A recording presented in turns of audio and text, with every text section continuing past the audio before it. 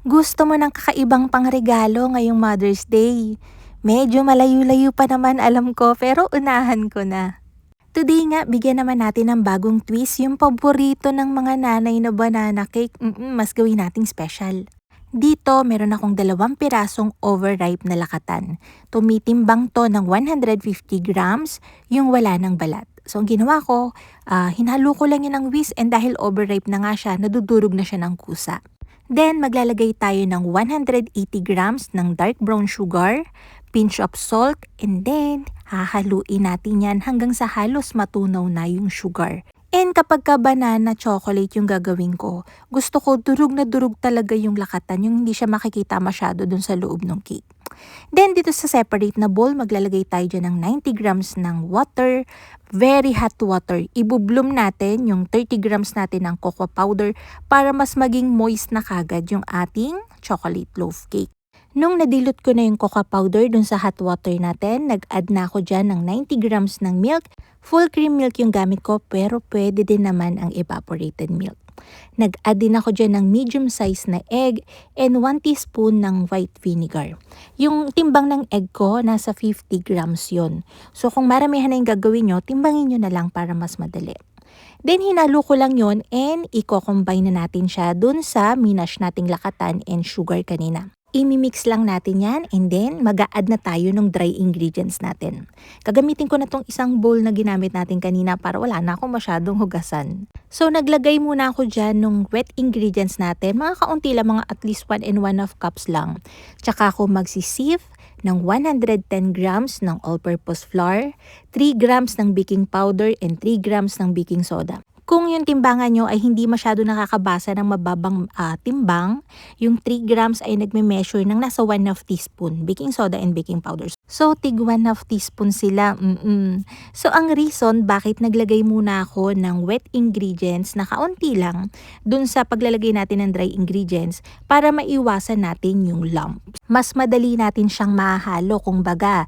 Tsaka natin siya i-add dun sa rest ng wet ingredients natin. Mas madali yung mapaghalo.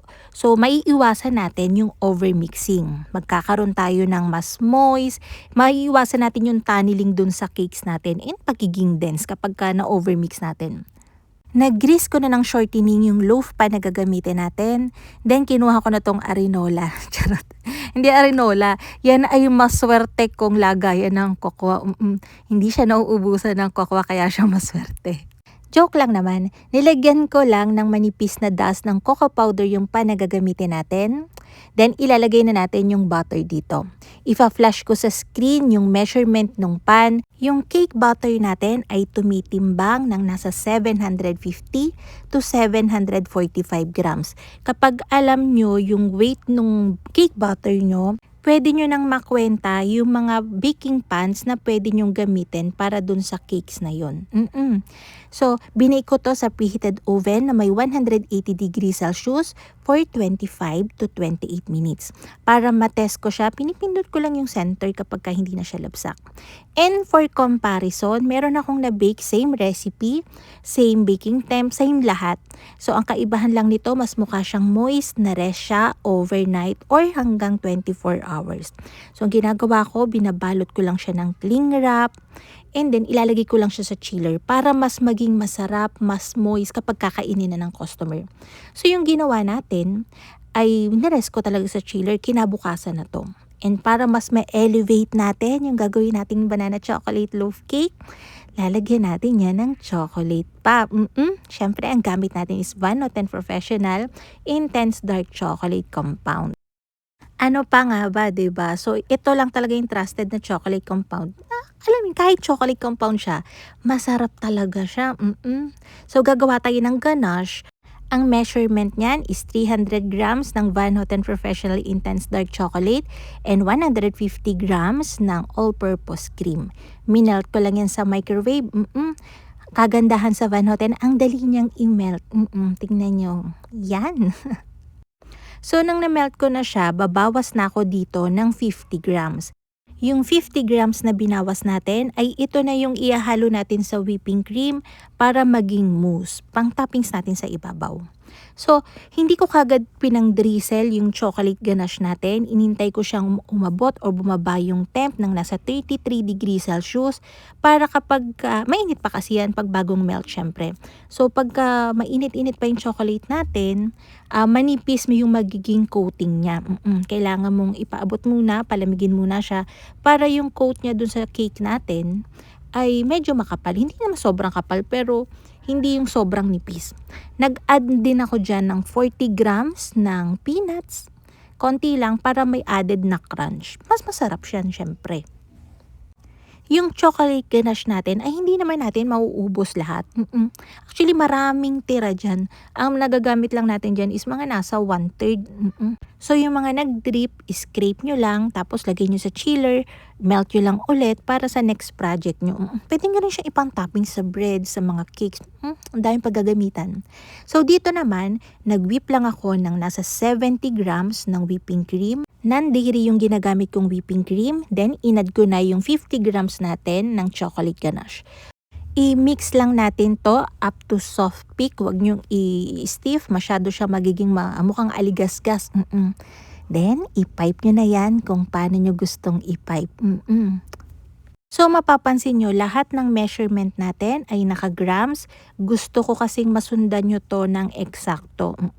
Kapag by cups pa kasi, pag by volume, medyo minsan pwede pa kayo mag-fail dun eh. Naglagay lang ako dyan ng konting pistachio nuts para lang basag yung color. Puro brown kasi, 'di ba? Para may magpa-pop na color, hindi lang puro brown. And pandagdag din na toppings, napakadali lang gumawa ng mga ganitong pang toppings pero ang ganda niyang tingnan. So kumuha lang ako ng mga around 30 grams ng Van Noten Professional White Chocolate Compound natin. Nilagay ko na yun sa piping bag and dinip ko sa mainit na tubig. Yung piping bag minamasa-masa ko dyan para makasigurado na akong melted na lahat ng chocolate, wala na siyang buo-buo. Then meron ako ditong kinat out na cello sheet. Nag-pipe lang ako dyan ng maliliit na dot and then idadust ko yan ng cocoa powder.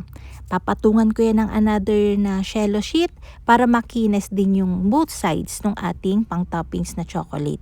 Dinab ko lang yan ng konti and then nahayaan ko yung mag-set. So, tsaka nyo lang siya ipipeel off. Diba? Mukha ba siyang saging na slice? Ayaw ko kasing maglagay ng fresh na saging kasi kapag natagalan siya na naka-display, magdi-discoloration at magdi-discoloration yun kahit i-caramelize. So, ayan.